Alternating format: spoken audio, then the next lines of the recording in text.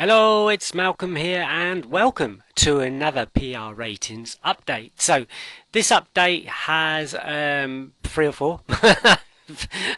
I'll go through them and we'll find out how many there are at the end of it. But basically, there's a couple of easy ones and one or two a little bit more complex. It's four updates actually. I'm only sort of joking. So class, I've put the not feature in. As you can see, I'm putting more and more of these nots in as we go along. So instead of just choosing class 1 to 3, you can choose not class 1 to 3, or whatever. The next thing I put in was just this not maidens. I've got to really look at the actual race types at some stage, but at the moment I'm just throwing things in there every so often, and I put not maidens in there for yesterday just for another update. Now the other two updates are a little bit more involved. So the first one is this CD and CD win. Now this is course wins, distance wins, and CD win. Now, if you don't know what CD win is, it's basically they won at the course and at the distance at that course.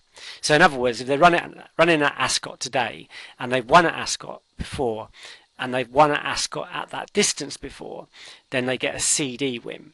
Okay, instead of just a C win or a D win. Now, that has caused a few issues in the past, and I was trying to figure out the best way to fix it, and I think I've come up with a way of doing it. Okay, so basically you've got and or.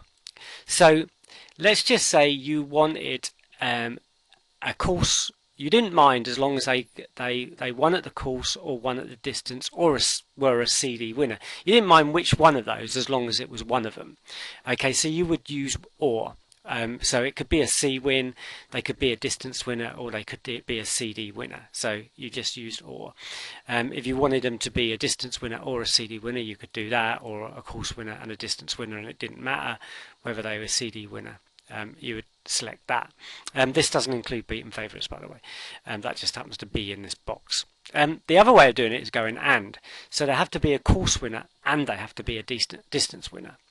Okay, or you could have it that they have to be a course and distance winner and a course and distance winner at a course as well, if you wanted to. That would really cut down on the selections, but it's one way of doing it.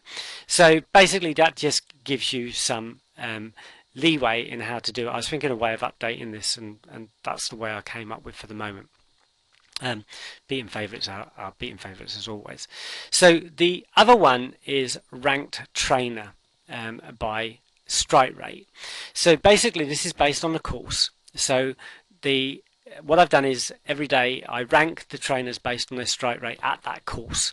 So if they got the highest strike rate, they got number one. If they got the lowest one, it's whatever that is down below. Now I've done a quick search of the database, and basically some of the big meetings have up to 63 trainers, and so that's why it's got 1 to 63, a bit of a weird number, but it covers all eventualities at the moment.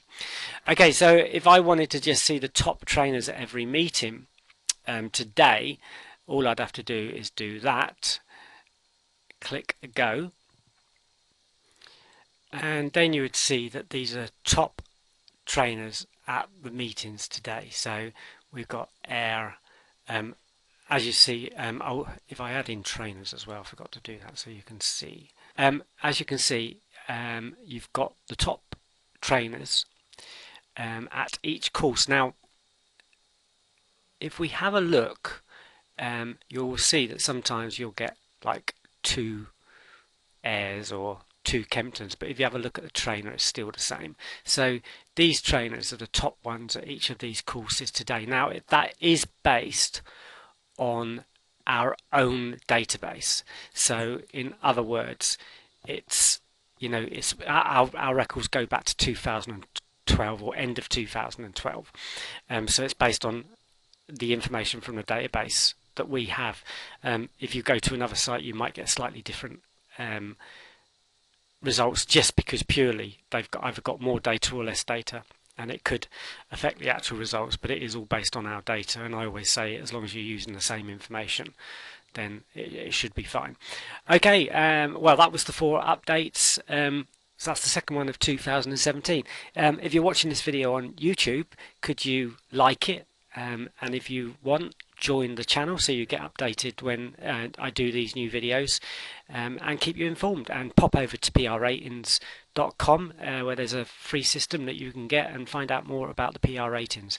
And we also have a Facebook group. If you do a search for PR ratings on Facebook, you'll find the group, and just ask to join, and I'll add you as soon as I see that you're asking to join.